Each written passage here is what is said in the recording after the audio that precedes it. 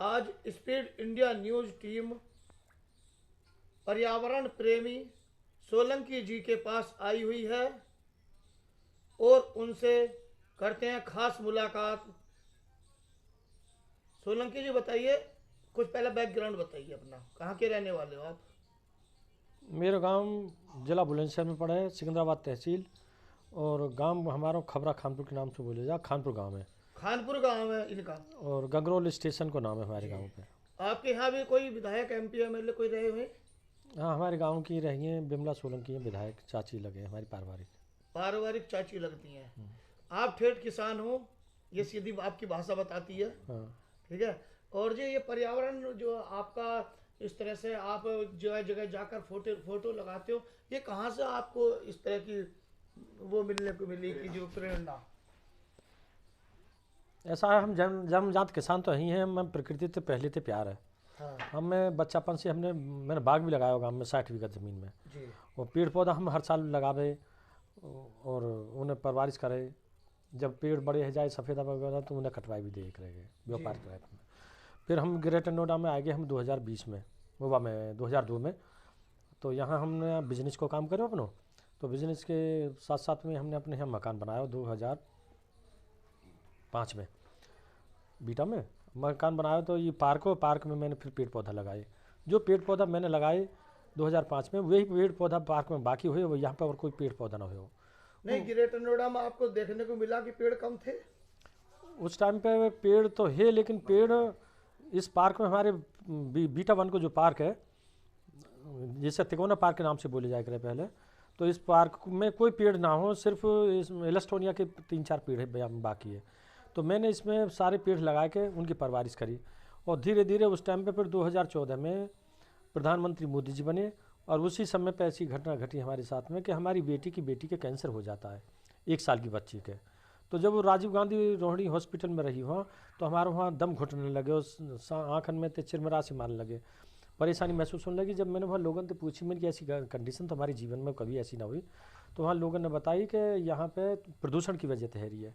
तो हमने मन में सोची कि जो दिल्ली की आज दशा है रही है, तो कल को नोएडा की भी दशा होगी। तो हमें लोग पेड़ पौधा लगाने के लिए जागरूक करने चाहिए और पर्यावरण को बढ़ावा देना चाहिए हमें। ग्रेटर नोएडा में आप सेलिब्रिटी की तरह काम करते हो। देखा गया कि आज भी ग्रांट इंटरनेशनल स्कूल बोडाकी के पास गए और भी अन्य स्कूलों में रोज कहीं ना कहीं जाते हो आप, पता समझ में आता मुझे। तो उसके बारे में क्या कहोगे? मैंने ऐसा अपना ध्येय बना लियो। मैंने जब शुरू में 2005 में जब पेड़ पौधा यहाँ लगाए, तो मेरे मन में जिज्ञासा उठी। पहले मैंने ये पार्क है हमारा, अब यहाँ सोलंकी पार्क के नाम से बोलने लगे हैं। तो मैंने यहाँ पेड़ पौधा लगाए, परवरिश करी इनकी। उसके साथ साथ में मेरे मन में सुझाव आया कि जिन लोगों ने देश के राष्ट्र के हित में कार्य किए हैं, ऐसे महापुरुषों के नाम की हमें प्लेट लगानी चाहिए वृक्षों पे।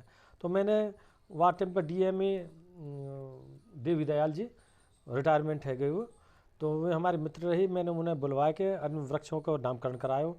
फिर इसमें पूरे पार्क में मैंने अपनी खर्चा से ही महापुरुषों के लेख लिखवाए। महापुरुषों के लेख लिखवाने के साथ में मेरे मन में जिज्ञासा उठी, हमारे याते काम नहीं चलेगा, हमें कुछ और कार्य करना चाहिए। तो मैंने सुझाव पत्र बनाए। और सुझाव पत्र मैंने सबसे पहले उस टाइम पे यहाँ SDMA NP सिंह, तो NP सिंह दिया। NP सिंह बड़े प्रभावित हुए मेरे सुझाव ने देख के, उन्होंने तुरंत अथॉरिटी को फॉरवर्ड कर दिए। बोले इनके सुझाव बहुत अच्छे, इन पर कार्य होना चाहिए। इसी प्रकार से हम दिन रात बढ़ते चले गए। फिर मैंने सुझाव पत्र बनाए, मुख्यमंत्री को, शिक्षा मंत्री को, पर्यावरण मंत्रालय को, NGT को, कमिश्नर DM वगैरह को मैंने लेटर पर लेटर भेजते रहे। पर्यावरण और प्रकृति के सेवक विनोद सोलंकी जी, एक सवाल और करते हैं हम आपसे। सबसे बढ़िया और ऑक्सीजन देने वाला, जो हर जैसे इंसानों में क्वालिटी होती है ऐसी पौधों में भी होती है, तो कौन सा पौधा पसंद करते हैं आप? मैं तो सबसे ज़्यादा जो बरगद को और पीपल को महत्व देता हूँ। नीम औषधिवान वृक्ष है, लेकिन सबसे बड़ी बात ये होगी कि बरगद और पीपल की जो आयु बहुत लंबी है इनकी। जो आदमी अपने जीवन में एक बार इन वृक्षों को लगा दे, तो वो उसके समझो वो सदा के लिए अमर है जाए। अमर कैसे है जाए कि ये हमारी समाज में वृक्ष जो है ये पूजनीय वृक्षों में है। तो जब कभी भी वृक्ष पूजा पद्धति को नाम आवेगा, तो लोग आपने अगर जो पौधा लगाया हो तो उसके नाम से विख्यात है जाएगा, कई फलाने को पौधा लगाया हो, धीरे धीरे चर्चा को विषय बन जाए तो लोग आप उसकी पूजा के साथ साथ में आपको नाम उसमें जुड़ जाएगा, तो सदा सदा के लिए आप भी अमर रह जाओगे और आप दान पुण्य के हिसाब से आप बहुत बड़ा पुण्य को कार्य करेंगे। चर्चा को आगे बढ़ाते हुए एक सवाल करते हैं आपसे, छोटा सा सवाल है।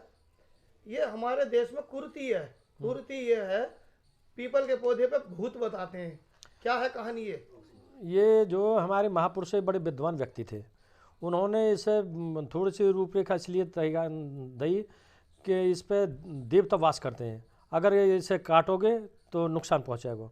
जो जीव या प्रकृति कुछ देता ही देता है और लेता तो कुछ है ही ना जी। पेड़ों को काटने से रोकने के लिए एक तरह से ये भय बैठा दिया गया। भय बैठा दिया बहुत बढ़िया, ताकि कोई मिलने के लिए बहुत ये पेड़ों को धन्यवाद। काटे ना। Thank you.